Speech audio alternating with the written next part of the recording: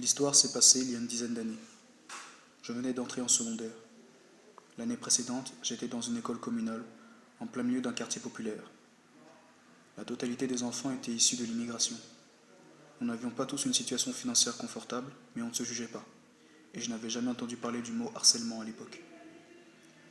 L'année suivante, j'entre en première secondaire et mon père décide de m'inscrire dans une école plutôt bien fréquentée et assez élitiste.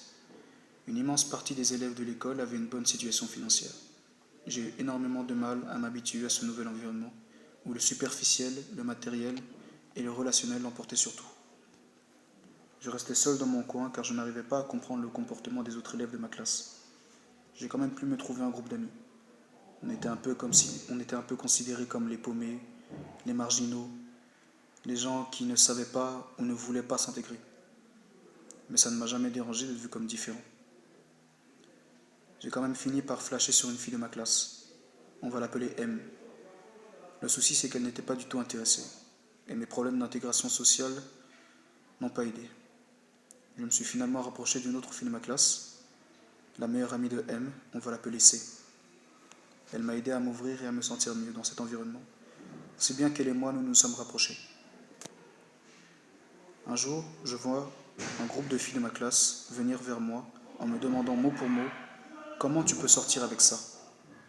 Elle parlait évidemment de C, car d'après elle, elle n'était clairement pas la fille la plus belle de la classe. Personnellement, j'étais bien plus attiré par son caractère et sa bienveillance que par son physique. Suite à cela, C sera victime de critiques sur son physique de la part de ce groupe de filles.